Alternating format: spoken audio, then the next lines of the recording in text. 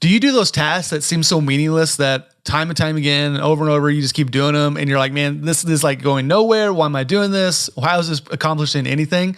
It kind of reminds me of the movie The Karate Kid, when Daniel is having to do all those different things for Mr. Miyagi. You know, he's having to paint the fence, he's having to sand, he's having to wash the cars. He's doing all these things that seem so meaningless and so like there's no purpose behind it. And Daniel finally gets frustrated, and spoiler alert, if you haven't seen the movie, but I'm about to ruin it for you. But he basically, you know, is learning karate the entire time he's doing these tasks. And in the moment, Daniel was just like, man, why am I doing all these things? Why is there any purpose? Is there any, you know, reason why I should be washing your car? And it wasn't until at the end he realized that through those tasks, over and over and over again, he was building habits and building muscle memory that he hadn't seen. And sometimes those tasks, those things that seem so small, that seem so insignificant, can really have big impacts on your life. And so today's video, we're going to talk about 3 reasons why small habits and small changes can really impact your goals for 2025. Another example of how a small task or how something meaningless actually had a major impact actually comes from our founding fathers. I was recently reading a book about basically the summer. It's called The Summer of 1776. And in that book, it talks about basically how, America is invaded by the British. You have a Continental Congress that is really struggling to try to find purpose and meaning. And they eventually decide they need a document to basically declare their grievances, basically declare their independence from England. Because if they're going to take this thing seriously, which after some, small wins, they thought, hey, we can finally do this, that they needed a document showing their independence from England. And so we obviously know that document today to be the Declaration of Independence, but did you know that Thomas Jefferson actually wasn't the first choice to write that document? Benjamin Franklin and John Adams both turned down to write that document because they thought it was just a clerical task. They didn't think anything of it. They just thought, hey, this is something that needs to be written. This needs to be something that gets put together and then released off to the world. Benjamin Franklin actually didn't want to write it because he didn't want to be criticized or have things that people disagreed with. That just wasn't his thing. And so, those two men passed up on what is now one of the most famous documents in American history, and even has a museum that is solely dedicated to the Declaration of Independence. I mean, there's been movies made about the Declaration of Independence. And so, just because something seems so small and so insignificant doesn't mean that we should treat it as such, right? We shouldn't treat small things as having no impact. We should not treat small things as having no lasting or long, improvements on our lives. And so that's why I want to talk about how there's 3 reasons why small changes and small habits can really change your life, not only just for 2025, but also for the rest of your life, how these things can really impact you and change you into the man or woman that God wants you to be. So the first idea is that small habits are manageable. And what I mean by that is that when we try to think of, when we have like big goals, when we're like, say we're trying to, we're trying to build muscle or we're trying to lose weight, those goals can seem very daunting and very intimidating because, man, if I'm trying to lose like 50 pounds, man, how am I going to do that? How am I going to lose all this weight? And of course, there's a lot of different ways you could do. There's things that you can try. But when you break that down into something smaller, when you try to build a small habit, it's going to make that goal a lot easier to realize. It's going to be a lot easier to achieve that goal that you set out. So, for example, since I mentioned weight loss, if we're trying to lose 50 pounds in 2025, maybe you're only losing, you're trying to lose 25, whatever it is. If you're only trying to lose a certain amount of weight, instead of thinking about that number or that goal that you're trying to hit, think about what is one thing I can change in my life to help me reach that goal. And so something small can easily be, say, you eat a bowl of ice cream every night. Now, I'm only using that example because that's what I do, right? I love ice cream. And if I were to want to lose a certain amount of weight, one of the first things I'm going to cut is that ice cream. And even though it's something small, but it's a habit that, gets developed in my life or part of my routine. And if I cut that out, make that small change, it's going to have a major impact on my life. I mean, I remember when I stopped drinking, sugar soda, like I lost like 10 pounds. It was crazy. But that was such a small change and something that seemed so insignificant, but really had a major impact on my weight loss goals. And The same thing can be for you. Maybe you're trying to save money. Maybe you're trying to master a subject. They say mastery is one of those things that it takes time and patience to get. And if you just take 10 minutes a day to practice the guitar, well, guess what? After 10 years, you're probably going to be a master at the guitar. There's things that we do in our lives that we think are so unattainable that it's kind of a pie in the sky kind of mindset, that we don't take the time to actually make the small changes and the small habits manageable for us to even get there. We just think about, man, if I want to be like, let's just say Eric Johnson, great guitar player. I want to be like him. I want to play like him. Well, you can look at where he's at and you can easily get very discouraged, but you have to realize that he spent years and years and hours of practice. And the only way for you to get there is for you to practice and to learn the same thing.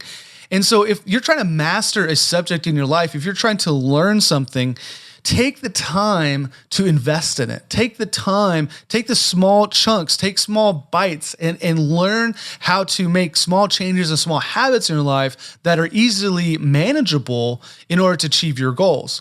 I know another one that a lot of people like to use is reading. A great way to read more books. I just did a recent video on books that I've enjoyed in 2024. And one of the ways that I read is I try to pick either so many chapters out of a book that I'll read during a day, or even do a page count. Say I'm going to read 100 pages a day, and you'd be surprised how many books you can get through during a whole year. And so we need to make small habits manageable. We need to make small habits easy to manage and not look at the big goal as a whole, but let's break it down into small chunks in order for us to achieve those goals. Now, the second thing that I would say about small habits is that small habits are easily measured. They're measurable. Studies suggest that it takes 30 to 60 days to develop a habit. And that may seem like a long time, but that's still quite a bit of time invested. And so why would we take, let's take weight loss, for example. Why would we try to make that so complicated that it's going to create so much friction that we're not going to want to create the habit or even try to reach our goal in 2025?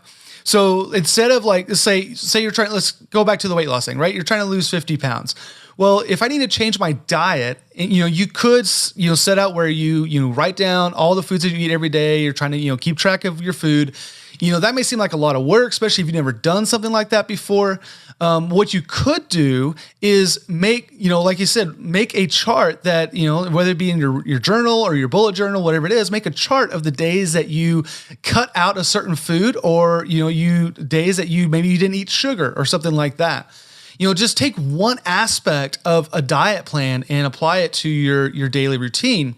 Because let me tell you, if you were, going back to my ice cream example, if I were to make a chart and write out what days I had ice cream and what days I had not, I can easily see how well I'm doing in building that habit. I can easily see how well I'm doing to, again, change my life to help, improve my health throughout the whole year. I'm not trying to do all these different things. I'm not trying to write down all these different foods that I'm eating. And sometimes if you eat a lot, if you like food, that can be really daunting too, especially if you're trying to keep track of calories and things like that. But when you make small habits that are easily measured, when you make small habits that are easy to look at, maybe a graph or a chart, something that you can see on a daily basis, the more real it becomes to you, the more excitement comes from seeing those things. And small habits are so much easier to get excited about because it's something that we can do right here, right now, something that we can do in this very moment, this very instant.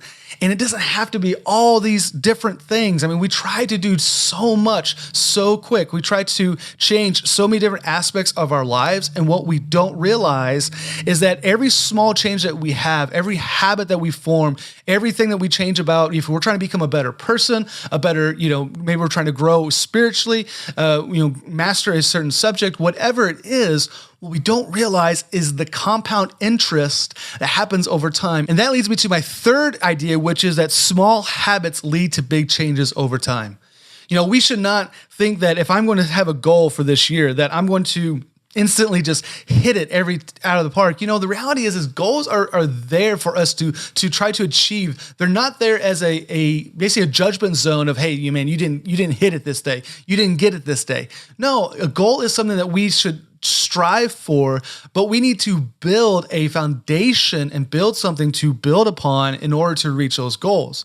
And I truly believe that when we build small habits, when we build small ideas and small changes in our lives, those things are really going to help us in the long run. Those things are really going to help make it a lot clearer for us to reach those goals. It's going to make it easier for us to reach those goals. And that's why in this idea that the idea of compound interest really makes a lot of sense. If you're into finance, you know what compound interest is, where, you know, over time, you know, the small amount that you invest is actually going to get bigger as time goes on.